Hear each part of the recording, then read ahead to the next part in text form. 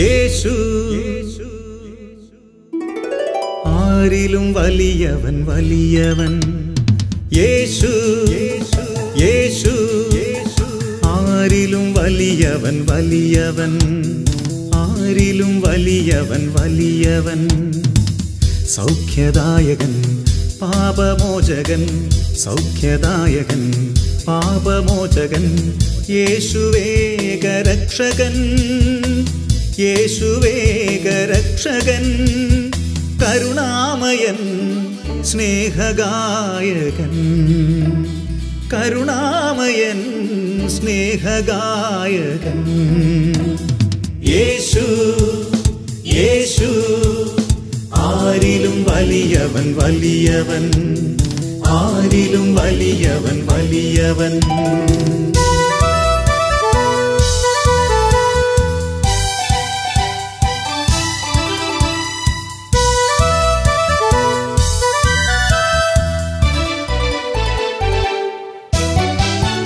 അത്ഭുതങ്ങളുടെ രാജാവ്, വിടുതലിന്റെ ആത്മാവ്. അത്ഭുതങ്ങളുടെ രാജാവ്, വിടുതലിന്റെ ആത്മാവ്. ദുഃഖവും ഭയവും നിരാശയും എല്ലാം വിട്ടുപോകും. ദുഃഖവും ഭയവും നിരാശയും എല്ലാം വിട്ടുപോകും.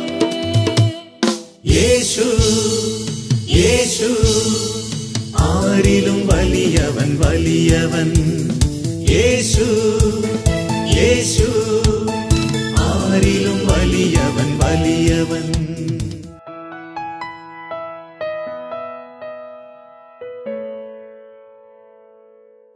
യേശുവേ നന്ദി, യേശുവേ സ്തുതി.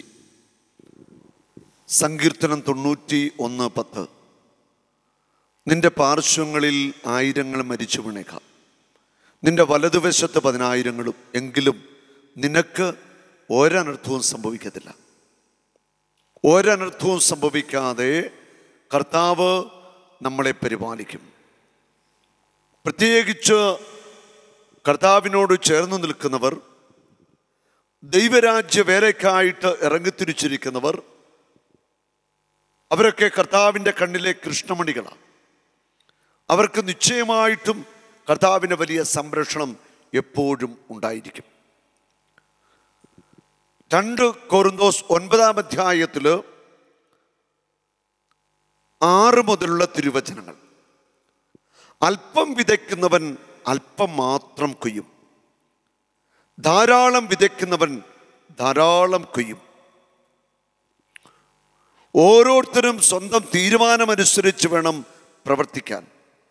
വൈമനസ്യത്തോടെയോ നിർബന്ധത്തിന് കീഴ്വഴങ്ങിയോ ആകരുത്. സന്തോഷപൂർവം നൽകുന്നവനെയാണ് ദൈവം സ്നേഹിക്കുന്നത്.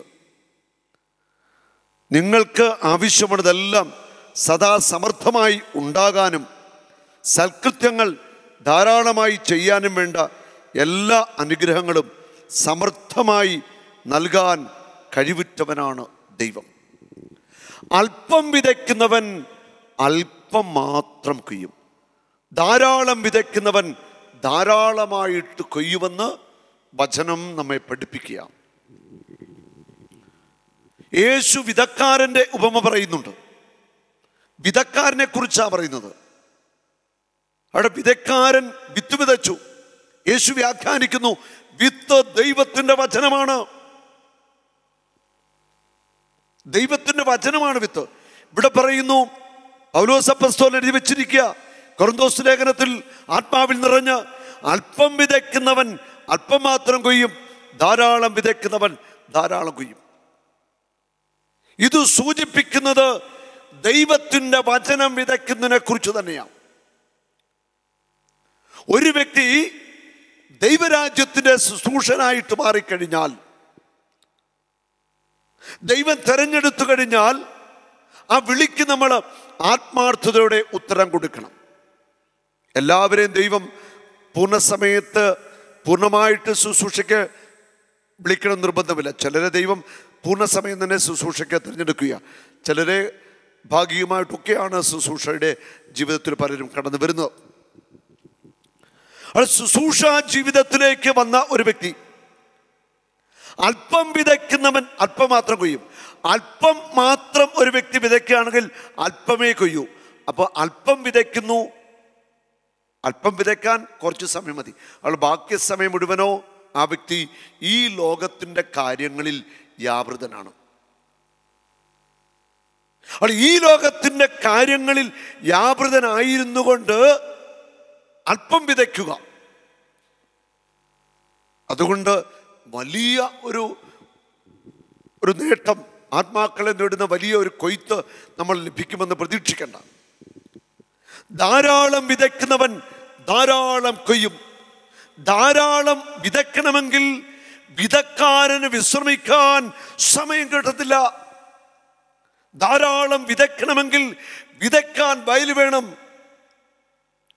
ഒരു വയലിൽ വിതയ്ക്കുകയാണെങ്കിൽ ആ വയൽ ഉഴുതുമറിച്ച് ഒരുക്കി വിത്തെറിഞ്ഞ് വളമിട്ട് വെള്ളമൊഴിച്ച് അത് വളർന്ന് ഫലമായിട്ട് മാറണം. ഏറെ വിതയ്ക്കണമെങ്കിൽ ഏറെ സമയമെടുക്കണം. ഏറെ വിതയ്ക്കണമെങ്കിൽ ഏറെ സ്ഥലം വേണം. ഏറെ സ്ഥലം വിതയ്ക്കണമെങ്കിൽ ഏറെ അധ്വാനമുണ്ട്.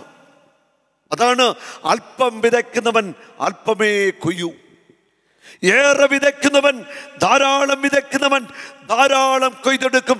ധാരാളം വിതയ്ക്കാൻ ഇറങ്ങിത്തിരിക്കുന്നവന് അലസനായിട്ടിരിക്കാൻ സമയമുണ്ടാവത്തില്ല.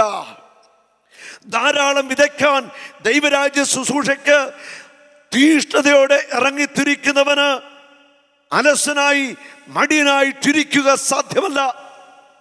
ജെറമ്യായുടെ പുസ്തകത്തിൽ നമ്മൾ വായിക്കുന്നുണ്ട് ഇപ്രകാരം ഒരു വചനം. ജെറമ്യ 48:10 കർത്താവിൻ്റെ വേലയിൽ അലസനായവൻ ശബ്ദൻ ശപിക്കപ്പെട്ടവൻ. ദൈവരാജ്യത്തിൻ്റെ വേലയ്ക്ക് ഇറങ്ങിത്തിരിച്ചെങ്കിൽ അവൻ ഉണർവുള്ളവനായിരിക്കണം. അലസനായിട്ടിരിക്കുന്ന ദൈവരാജ്യ വേലക്കാരൻ ശപിക്കപ്പെട്ടവൻ.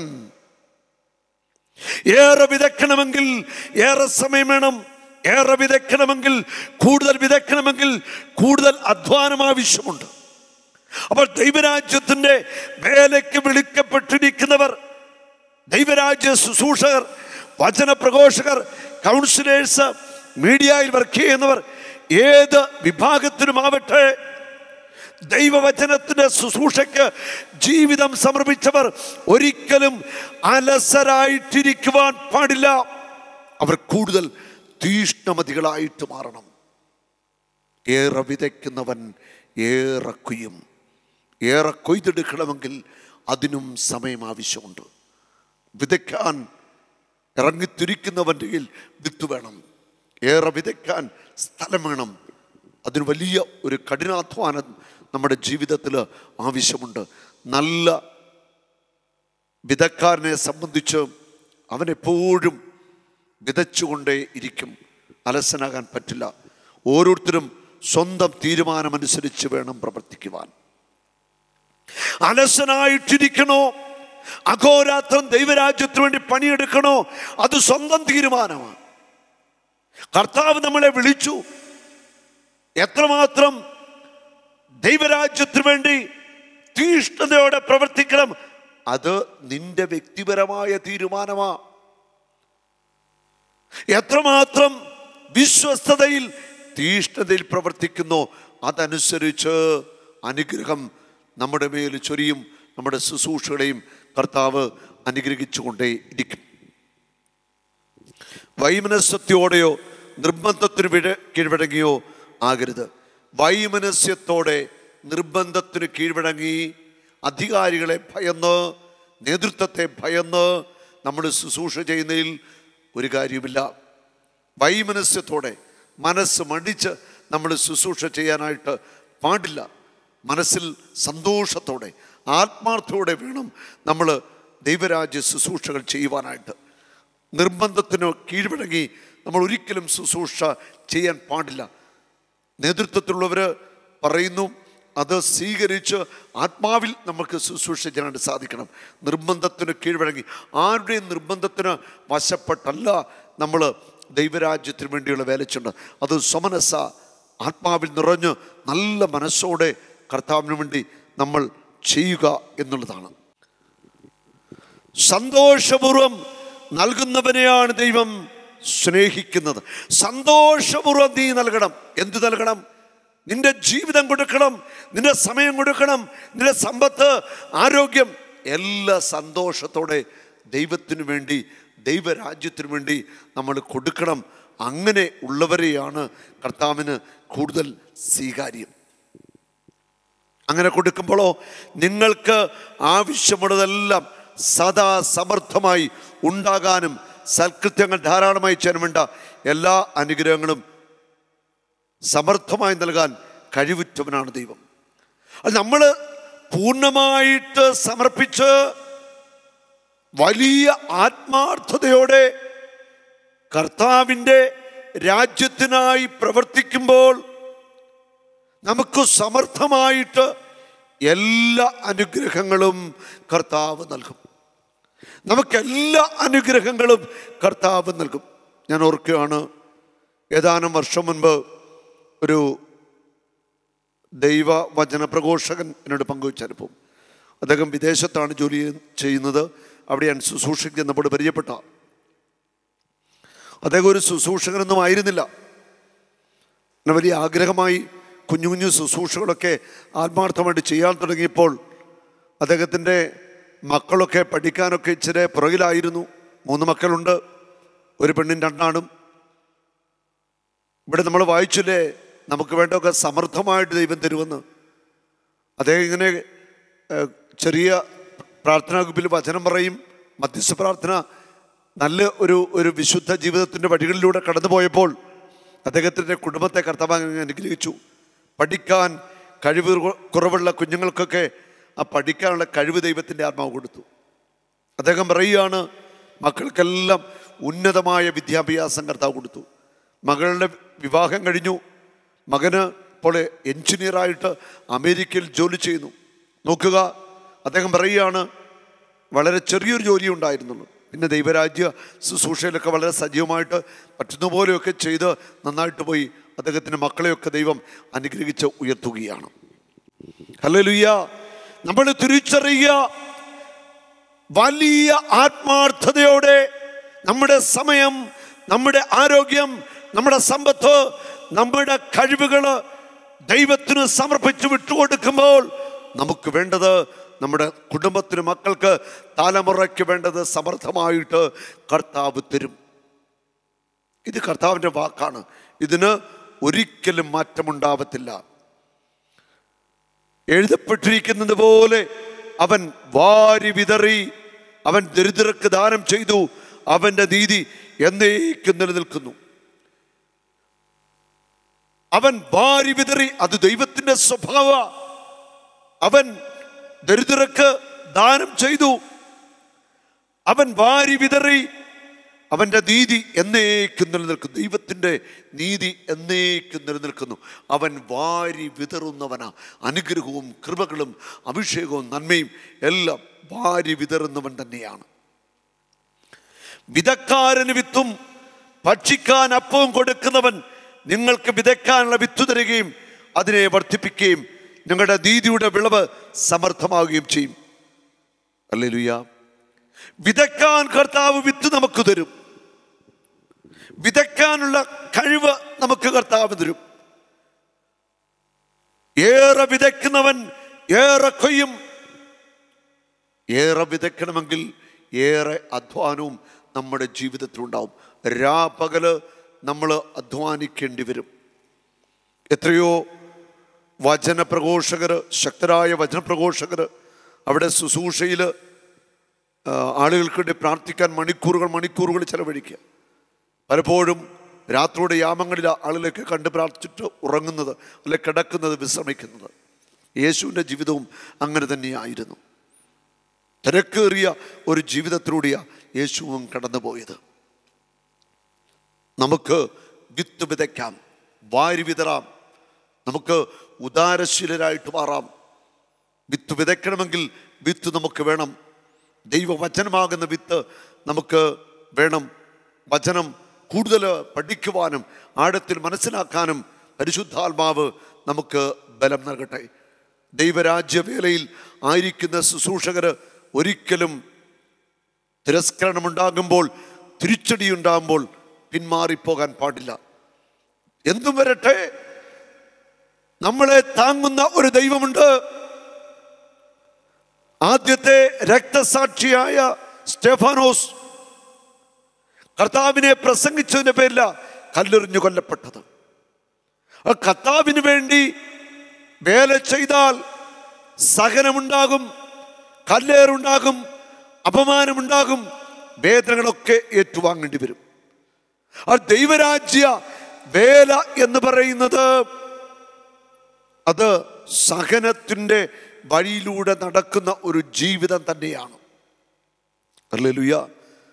നമുക്കറിയില്ലേ, കഴിഞ്ഞ കാലഘട്ടങ്ങളിൽ മിഡിൽ ഈസ്റ്റ് രാജ്യങ്ങളിൽ നടന്ന ക്രൈസ്തവ പീഡനത്തിൻ്റെ നൊമ്പരത്തിൻ്റെ കഥകളൊക്കെ നമ്മൾ ഒത്തിരിയേറെ കേട്ടു, നമ്മൾ ഒത്തിരിയേറെ കാണുകയും ഒക്കെ ചെയ്തതാണ്. അത് ക്രിസ്തുവിന് വേണ്ടി നിൽക്കുമ്പോൾ പീഡനമേൽക്കേണ്ടി വരും. ക്രിസ്തുവിന് വേണ്ടി നിൽക്കുമ്പോൾ അപമാനം ഏൽക്കേണ്ടി വരും. ക്രിസ്തുവിന് വേണ്ടി പ്രവർത്തിക്കുമ്പോൾ ഒറ്റപ്പെടലുകളും നമ്മുടെ ജീവിതത്തിൽ ഉണ്ടാകും. നമുക്ക് ആത്മാവിൽ കരുത്തുള്ളവരായിട്ട് മാറാം. പരിശുദ്ധാത്മാവ് നമുക്ക് ബലം നൽകും. നമ്മളൊക്കെ ഏറെ വിതയ്ക്കണം, ഒത്തിരി വിതയ്ക്കണം. അതാണ് ദൈവത്തിൻ്റെ ആഗ്രഹം. ധാരാളം വിതയ്ക്കാൻ ദൈവം നമുക്ക് വയലു തരും, നമുക്ക് വിത്ത് തരും. ഈ ഭാരതഭൂമിയിൽ ക്രിസ്തുവിനെ അറിയാത്ത ജനകോടികൾ. ആര് വിത്ത് വിതയ്ക്കും, ആര് യേശുവിനെ കൊടുക്കും, ആര് ദൈവവചനം കൊടുക്കും, ആര് ക്രിസ്തുവിൻ്റെ അനന്തമായ സ്നേഹത്തെക്കുറിച്ച്, കരുണയെക്കുറിച്ച് പങ്കുവയ്ക്കും. നമുക്ക് ഇതോർത്ത് മനസ്സിന് ആകുലത ഉണ്ടെങ്കിൽ നീ നല്ലൊരു ശുശ്രൂഷകനാണ്. ഈ ഭാരതത്തിൽ സുവിശേഷം കേൾക്കാത്ത കോടിക്കണക്കിന് മനുഷ്യരുണ്ട്. വിത്ത് വിതയ്ക്കണം. അനേകം സുവിശേഷകര് ഉണർന്നെഴുന്നേൽക്കണം. ഉറപ്പാണ്, വരും കാലഘട്ടങ്ങളിൽ അൽമായരുടെ ശക്തമായ ഒരു മുന്നേറ്റം ഇനിയും ഉണ്ടാകാൻ പോകുക. വരും കാലഘട്ടങ്ങളിൽ അതിശക്തമായ പരിശുദ്ധാത്മ അഭിഷേകം പ്രാപിച്ച അൽമായരെ കർത്താവ് എഴുന്നേൽപ്പിക്കാൻ പോകുക. അത് സംഭവിക്കും. ലോകത്തിന് ശക്തമായിട്ട് സുവിശേഷം കൊടുക്കുവാനായിട്ട് ശക്തരായവരെ പരിശുദ്ധാത്മാവ് അഭിഷേകം ചെയ്യും. ദൈവത്തിൻ്റെ ആത്മാവ് അനേകരെ ശക്തിപ്പെടുത്താനായിട്ട് പോകുക. കാരണം ഈ സുവിശേഷം എങ്ങും എത്തണം. ഈ സുവിശേഷം ലോകമെങ്ങും അറിയണം.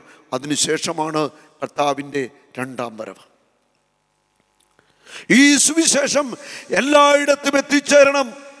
ഈ സ്നേഹത്തിൻ്റെ സുവിശേഷം എത്തിച്ചേരണം. അതിനുവേണ്ടി നമുക്ക് പരിശ്രമിക്കാം. ധാരാളം വിതയ്ക്കാൻ സുവിശേഷകർക്ക് കർത്താവ് ശക്തി കൊടുക്കട്ടെ. കർത്താവിൻ്റെ സഭയ്ക്ക് ഉണർന്ന് പ്രവർത്തിക്കാനുള്ള ഒരു അഭിഷേകം ഉണ്ടാവട്ടെ. നമുക്ക് നമ്മളെ തന്നെ കർത്താവിൻ്റെ കരങ്ങളിൽ വിട്ടുകൊടുത്തുകൊണ്ട് ഒന്ന് സ്തുതിച്ച് പ്രാർത്ഥിക്കാം. ഹല്ലേലൂയ. യേശുവേ നന്ദി, യേശുവേ സ്തുതി. കർത്താവേ, ദൈവരാജ്യ വേല ചെയ്യുന്ന, സുവിശേഷം പ്രസംഗിക്കുന്ന, കർത്താവിന് വേണ്ടി പ്രവർത്തിക്കുന്ന എല്ലാവരെയും അങ്ങ് കൂടുതൽ ശക്തിപ്പെടുത്തണമേ. മീഡിയയിലൂടെ പ്രവർത്തിക്കുന്ന അനേകം ശുശ്രൂഷകരുണ്ട്. അവർക്കൊക്കെ കൂടുതൽ കൃപയും അഭിഷേകവും നൽകണമേ. ഹല്ലേലൂയ. വലിയ ഒരു സുവിശേഷത്തിൻ്റെ കൊടുങ്കാറ്റ് ഈ ഭാരതത്തിൻ്റെ മണ്ണിൽ വീശട്ടെ. Hallelujah, hallelujah, hallelujah, hallelujah. വരും നാളുകളിൽ അനേകം വ്യക്തികളെ സുവിശേഷത്തിന് വേണ്ടി അഭിഷേകം ചെയ്ത് അങ്ങ് ഉയർത്താൻ പോകുന്നതിനെ ഓർത്ത് ഞങ്ങൾ നന്ദി പറയുന്നു. യേശുവേ നന്ദി, പരിശുദ്ധാത്മാവേ നന്ദി, പരിശുദ്ധാത്മാവേ സ്തുതി. ആമേൻ. പേര് ജോമിയ. ഞാൻ ചങ്ങനാശ്ശേരിയിൽ നിന്ന് വരുന്നു. ഞാൻ 7 ആഴ്ചയായിട്ട് സൗബറിൻ്റെ ധ്യാനം ചിറ്റടിപ്പള്ളി കൂടുന്നുണ്ട്. 7 ആഴ്ച കൂടി ഞാനിങ്ങനെ പറഞ്ഞു, എൻ്റെ ദൈവമേ എന്നെ സുഖപ്പെടുത്തണമേ. ഈ ശനിയാഴ്ച കൂടെ എനിക്ക് സാഹചര്യം ഉള്ളെന്നോർത്ത് ഞാൻ പോയി.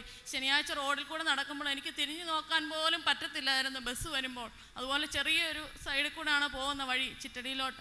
അപ്പം ഞാനിങ്ങനെ പ്രാർത്ഥിച്ചു. ഇന്നും കൂടെ ഞാൻ ബ്രദറിനെ പോയി കാണും. ബ്രദർ രാവിലെ വന്നപ്പോൾ ഞാൻ 8:30 അവിടെ പോയി നിന്നു. പക്ഷെ 9:45 ബ്രദർ വന്നപ്പോൾ ബ്രദർ തലേ കൈ വെച്ച് പ്രാർത്ഥിച്ചു. ഞാൻ പറഞ്ഞു, എൻ്റെ യേശുവേ, എനിക്ക് പ്രാവശ്യം ഈ ദിവസം എനിക്ക് സൗഖ്യം കിട്ടണം. ഇപ്പോൾ ധ്യാനത്തിൻ്റെ ആരാധനയുടെ സമയത്ത് ബ്രദർ പറഞ്ഞു, വേദനയുള്ള ഒരു സഹോദരിയെ, പടലിക്ക് പ്രശ്നമുള്ള സഹോദരിയെ സുഖപ്പെടുത്തുന്നുണ്ടെന്ന് പറഞ്ഞു. ഞാൻ പറഞ്ഞു എൻ്റെ ഈശോയെ അത് ഞാനായിരിക്കണേ എന്ന് പ്രാർത്ഥിച്ചു. അത് കഴിഞ്ഞ് പറഞ്ഞു എനിക്ക് സാറ്റർഡേ ഇവിടെ ധ്യാനം കൂടാൻ വരണമെന്ന് ആഗ്രഹമുണ്ടെന്ന് പറഞ്ഞു. അപ്പോൾ ബ്രദർ പറഞ്ഞു നീ ആഗ്രഹിച്ച് പ്രാർത്ഥിച്ചു, നിനക്ക് നടക്കുമെന്ന് പറഞ്ഞു. ഞാൻ അങ്ങനെ വീട്ടിൽ ചെന്നു. ഒരു സാഹചര്യമില്ല, 2 കുഞ്ഞുങ്ങളുണ്ട്. ഞാൻ ഒരു വിധത്തിൽ മമ്മിയെ പറഞ്ഞ് ഏൽപ്പിച്ചു. സൺഡേ രാവിലെയാണ് എൻ്റെ അമ്മായിയമ്മയോടൊക്കെ പറയുന്നത് ഞാനിങ്ങനെ പോകണമെന്നുള്ളത്. മമ്മി ഒരു എതിർപ്പുമില്ലാതെ സംബന്ധിച്ച് ഞാൻ കുഞ്ഞുങ്ങളെ നോക്കിക്കോളാം എന്ന് പറഞ്ഞു. ഇവിടെ വന്ന് ഇന്നലെ 2-3 ദിവസമായി ഞാൻ മെഡിസിൻ പോലും എടുക്കുന്നില്ല. എനിക്കൊരു തുള്ളി വേദന പോലും അനുഭവപ്പെട്ടില്ല. ഇന്നലെ രാത്രിയിൽ ഇടയ്ക്ക് കൈ മരയ്ക്കുമായിരുന്നു. രാത്രിയിൽ ഉറങ്ങുമ്പോൾ ഈ കൈ ഇവിടുന്ന് വിട്ടു പോകുന്ന പോലെ അനക്കമില്ലാത്ത പോലെ വരുമായിരുന്നു. ഞാൻ ഇറങ്ങി ഈശോയെ സ്തുതിച്ച് വിശ്വാസപ്രമാണം ചൊല്ലി ഇങ്ങനെ പ്രാർത്ഥിക്കുമായിരുന്നു. അതെല്ലാം മാറി. ഇന്നലെ വന്നിട്ട് എനിക്ക് അങ്ങനെ 2-3 ദിവസമായി. ഞാൻ വ്യാഴാഴ്ച മെഡിസിൻ എടുത്തതാണ്, 3 നേരം മെഡിസിൻ. ഇപ്പോൾ ഒരു കുഴപ്പമില്ല, എനിക്ക് ഒരു വേദനയും ഇല്ല. കർത്താവിൻ്റെ മഹത്വം. വിശ്വാസത്തോടെയുള്ള പ്രാർത്ഥന രോഗിയെ സുഖപ്പെടുത്തും, കർത്താവ് എഴുന്നേൽപ്പിക്കും. യാക്കോബ് 5:15. വിശ്വാസത്തോടെ നിങ്ങൾ വിശ്വസിച്ചാൽ മതി, കർത്താവ് നിങ്ങൾക്ക് വേണ്ടി സൗഖ്യം തരാൻ പോവാ. എന്താ പേരെന്താ? സിസ്റ്റർ ടെസാമരിയ. എന്ത് പറ്റിയ അസിസ്റ്റന്റ്? എനിക്ക് വെരിക്കോസ് വെയിൻ വർഷങ്ങളായിട്ടുണ്ട്. പിന്നെ വലത് കാലിൻ്റെ 2 വിരലിന് ഒരു വിലക്കുറവുണ്ട്. പിന്നെ കൈക്ക് മരപ്പുണ്ടായിരുന്നു, കൈക്ക് വേദനയായിരുന്നു. ഈ ദിവസങ്ങളിൽ ഭയങ്കര വേദനയായിരുന്നു. ഇപ്പം വേദനയില്ല. ഇന്ന് രാവിലെ വരെ വേദനയുണ്ടായിരുന്നു. ഇല്ല. സാക്ഷ്യം കൂടെ പറയാനുണ്ട്. ഭയങ്കര നടുവെട്ടലായിട്ട് ഞാൻ മാർച്ച് മാസം ഫെബ്രുവരി 28 മുതൽ മാർച്ച് 7 വരെ കിടപ്പിലായിരുന്നു. അപ്പം കിടന്നുകൊണ്ട് എഴുന്നേക്കാൻ മേലാത്ത പോലെ അവസ്ഥയിലായിരുന്നു. ഈ നടു അങ്ങ് തളർന്നു പോകുന്നത് പോലെയായിരുന്നു. ഞാൻ ഇങ്ങനെ കൈകുത്തിയാണ് എഴുന്നേൽക്കുകയൊക്കെ ചെയ്തത്. അപ്പം യേശുനാമത്തിൽ അനേകം തവണ പ്രാർത്ഥിച്ചു, വചനം പറഞ്ഞ് പ്രാർത്ഥിച്ചു. എൻ്റെ ട്വിൻ സിസ്റ്റർ ഇവിടെ ധ്യാനിക്കാൻ വന്നിരുന്നു. പിന്നെ സാവു ബ്രദറിൻ്റെ ഫോൺ നമ്പർ തന്നു. ഒത്തിരി വിളിച്ചിട്ട് കിട്ടിയില്ല. 7 ദിവസം കഴിഞ്ഞപ്പോൾ ഇങ്ങനെ പ്രാർത്ഥിച്ചുകൊണ്ട് സാവു ബ്രദറിനെ വിളിച്ചപ്പോൾ കിട്ടുകയും ഫോണിൽ കൂടെ ബ്രദർ പ്രാർത്ഥിക്കുകയും ആ സമയത്ത് എൻ്റെ നടുവിൻ്റെ വെട്ടൽ വിട്ടുപോവുകയും ചെയ്തു. സിസ്റ്ററിന് കർത്താവ് വലിയ സൗഖ്യമാണ് നൽകിയത്. കർത്താവിന് കരമുയർത്തി നമുക്ക് നന്ദി പറയാം. യേശുവേ നന്ദി, യേശുവേ സ്തുതി, യേശുവേ നന്ദി. ആമേൻ. യേശു ആരിലും വലിയവൻ വലിയവൻ. യേശു യേശു ആരിലും വലിയവൻ വലിയവൻ. ആരിലും വലിയവൻ വലിയവൻ. സൗഖ്യദായകൻ പാപമോചകൻ, സൗഖ്യദായകൻ പാപമോചകൻ. യേശുവേകരക്ഷകൻ, യേശുവേകരക്ഷകൻ. കരുണാമയൻ സ്നേഹഗായകൻ, കരുണാമയൻ സ്നേഹഗായകൻ. യേശു യേശു ആരിലും വലിയവൻ വലിയവൻ. ആരിലും വലിയവൻ വലിയവൻ.